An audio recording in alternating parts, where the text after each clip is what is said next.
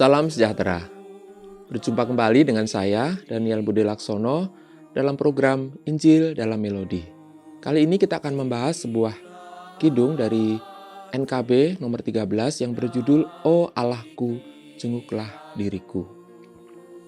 Tidak seperti Fanny Crosby di Amerika atau Pandopo di Indonesia, nama Dr. James Edwin Orr bukan nama yang sering muncul ketika kita sedang membicarakan mengenai himne dan nyanyian rohani serta para penciptanya. Tidak banyak nyanyian yang diciptakannya.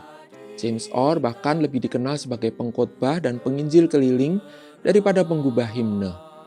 Namun ada satu nyanyian yang diciptakannya yang sangat populer, bahkan hingga diterjemahkan ke dalam berbagai bahasa, salah satunya bahasa Indonesia. Dan bahkan lagu ini masuk ke dalam buku kumpulan nyanyian GKI, yaitu dalam buku NKB atau Nyanyikanlah Kidung Baru nomor 13 dengan judul O Allahku, jenguklah diriku. Asal-usul nyanyian ini cukup menarik untuk disimak. Namun sebelum kita membahasnya, mari kita sedikit mengenal lebih dahulu siapa penciptanya. James Edwin Orr lahir pada tanggal 15 Januari 1912 di Belfast, Irlandia, yang saat ini menjadi Irlandia Utara, bagian dari Kerajaan Inggris. Sejak usia mudanya ia telah melakukan penginjilan, tidak hanya di Inggris tapi juga di tempat-tempat lain di Eropa, Amerika Utara, Australia, dan Afrika Selatan.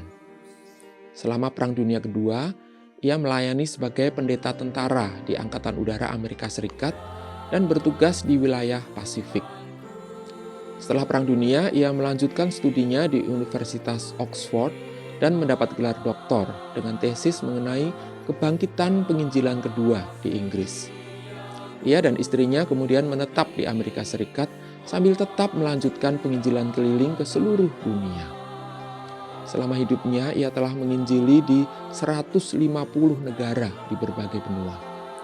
Ia juga adalah salah satu dari 5 pendiri gerakan Campus Crusade for Christ yang menjadi inspirasi dari organisasi LPMI di Indonesia. Menurut Billy Graham, James Edwin Orr adalah salah satu dari otoritas tertinggi dalam sejarah kebangkitan rohani di dunia Protestan. Nah, sekarang setelah kita mengenal siapa penciptanya, mari kita sedikit mempelajari sejarah lagu ini. Dalam buku Nyanyikanlah Kidung Baru dituliskan bahwa melodi lagu ini berasal dari lagu rakyat Inggris. Namun demikian sepertinya informasi ini kurang akurat. Menurut beberapa sumber, melodi lagu ini pertama kali muncul pada tahun 1913 dalam sebuah buku musik yang diterbitkan oleh W.H. Paling and Company di Australia dengan judul Swiss Cradle Song yang ditulis oleh seseorang bernama Clement Scott, seorang penulis, jurnalis, dan kritikus musik dan teater dari Inggris. Dikatakan bahwa Clement Scott terinspirasi untuk mengubah komposisi ini setelah ia melakukan kunjungan ke Selandia Baru. Komposisi ini aslinya cukup panjang, berupa 8 variasi dari tema utama 16 bar yang digubah untuk dimainkan dengan piano. 2 tahun kemudian, pada 1915, seseorang menyederhanakan dan sedikit mengubah melodi ini, serta menambahkan kata-kata dalam bahasa Maori. Kemudian menggunakan melodi ini sebagai nyanyian perpisahan untuk tentara Maori yang akan berangkat ke Perang Dunia yang Pertama dengan judul Po Atarau, yang kurang lebih berarti sekarang saatnya atau inilah waktunya. Sejak itu, sebagian orang mengira bahwa nyanyian ini adalah nyanyian rakyat kuno dari Maori. Kesalahpahaman ini terus berlanjut, bahkan sampai sekarang kita masih sering melihat beberapa buku nyanyian menuliskan nyanyian rakyat Maori sebagai sumber melodinya. Dan bisa jadi ini juga sumber kesalahpahaman dalam penulisan di buku Nyanyikanlah Kidung Jemaat, karena suku Maori ada di Selandia Baru, dan Selandia Baru termasuk daerah bekas jajahan Inggris. Pada tahun 1936, Dr. Orr mengunjungi Selandia Baru untuk mengadakan kebaktian kebangunan rohani dalam rangka Paskah. Setelah kunjungan itu selesai, dalam acara perpisahan yang diadakan, beberapa orang Maori menyanyikan lagu Po Atarau ini sebagai lagu perpisahan. Dr. Orr yang mendengar melodi ini langsung terpikat dengan keindahannya. dan menuliskan lirik sebuah nyanyian di balik sebuah amplop di sebuah kantor pos di kota kecil Ngaruawahia di Selandia Baru. Dan terciptalah nyanyian dengan judul Cleanse Me, yang kemudian menjadi nyanyian yang hampir selalu dinyanyikan dalam setiap kebaktian penginjilan yang dilakukannya. Bahkan dalam kebaktian penginjilan yang dilakukan di negara-negara yang tidak berbahasa Inggris, seperti di Brasil misalnya, nyanyian ini pun dinyanyikan dan diterjemahkan ke dalam bahasa setempat, yaitu bahasa Portugis. Demikian pula di tempat-tempat lain, sehingga nyanyian ini semakin menyebar ke seluruh dunia. Pada saat yang sama, lirik nyanyian aslinya yaitu Po Atarau juga diterjemahkan ke dalam bahasa Inggris, menjadi nyanyian sekuler dengan judul Now is the Hour, dan dipopulerkan di Amerika Serikat dan ke seluruh dunia, khususnya selama Perang Dunia Kedua dan sepanjang tahun 1950-an, bahkan hingga saat ini. Sekarang mengenai liriknya. Memang tidak banyak informasi yang dapat mengungkapkan mengapa Dr. Orr memilih tema Cleanse Me sebagai judul nyanyian yang diciptakannya.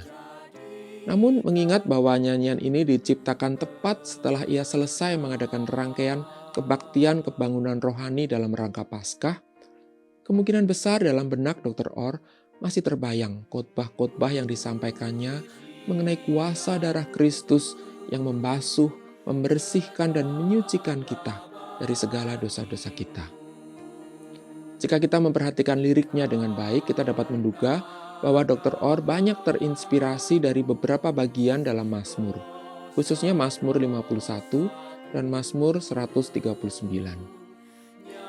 Mazmur 51 adalah Mazmur Daud, yang di ayat kedua dituliskan ketika Nabi Nathan datang kepadanya setelah ia menghampiri Batsheba. Ini adalah Mazmur pengakuan dosa. Di ayat yang ketiga Daud memohon, "Kasihanilah aku ya Allah, menurut kasih setiamu. Hapuskanlah pelanggaranku menurut rahmat-Mu." Dan permohonan ini dilanjutkan di ayat yang ke-9 dengan, "Bersihkanlah aku dari dosaku dengan hisop, maka aku menjadi tahir. Basuhlah aku, maka aku menjadi lebih putih daripada salju." Kata bersihkanlah aku, atau dalam bahasa Inggris cleanse me, ini yang kemudian menjadi judul nyanyian ini. Mazmur 139 yang juga merupakan Mazmur Daud dibuka dengan pernyataan, "Tuhan, Engkau menyelidiki dan mengenal aku." Dan diakhiri dengan permohonan Daud, "Selidikilah aku ya Allah, dan selamilah hatiku. Ujilah aku, dan ketahuilah pikiran-pikiranku. Lihatlah, apakah jalanku serong, dan tuntunlah aku di jalan yang kekal." Tema-tema mengenai Allah yang penuh rahmat dan mengetahui segala keadaan kita, serta mampu menyucikan kita dari segala dosa, serta menghidupkan kita kembali dengan rahmat-Nya inilah yang mewarnai nyanyian ini. Dan di beberapa buku nyanyian digunakan judul Search Me, O God, yang merupakan frasa pembuka dari bait pertama nyanyian ini, sekaligus sejajar dengan tema dari Mazmur 139. Bait pertama, yang merupakan parafrase dari Mazmur 139 ayat 23 dan 24, merupakan doa pemazmur, doa Dr. Orr, dan juga doa kita, semua orang percaya, agar Allah sendiri yang memeriksa hati dan pikiran kita yang penuh dengan dosa, serta berkenan menyucikan serta membenarkan kita. Dalam bait kedua, permohonan ini dilanjutkan dengan pujian kepada Allah yang sudah berkenan menghapus dosa-dosa kita, seraya terus memohon agar melalui firman-Nya yang tinggal di dalam kita, kita dimampukan untuk menjunjung atau memuliakan nama-Nya. Bait ketiga merupakan doa penyerahan diri kita kepada Tuhan.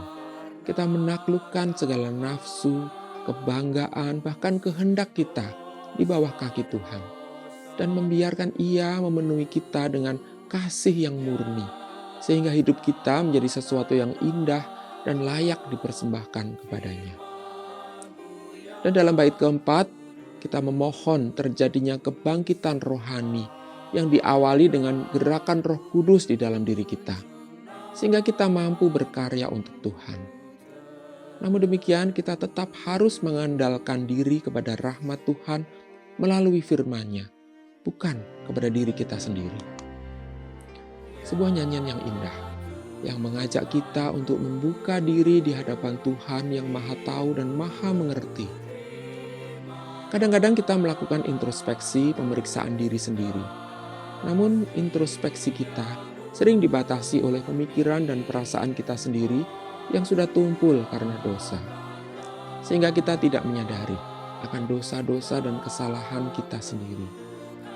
Namun jika kita membiarkan Tuhan sendiri yang melihat ke dalam diri kita, ke dalam hati dan pikiran kita, maka Tuhan akan menyadarkan kita akan segala dosa-dosa yang tidak kita sadari atau bahkan mungkin sengaja kita tutup dan sembunyikan. Dan Tuhan juga mampu membersihkan kita dari segala kecemaran dan melayakkan kita untuk dipakai sebagai alatnya untuk kemuliaan namanya. Mari kita bersama-sama bernyanyi dan berdoa. O Allahku, jenguklah diriku.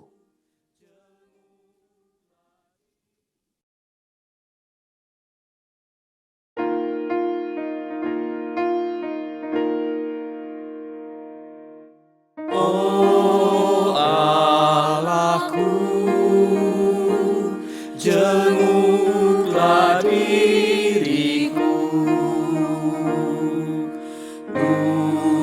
ujilah hati dan pikiranku. Aku telah berdosa dan cemar. Sucikan dan jadikanku benar.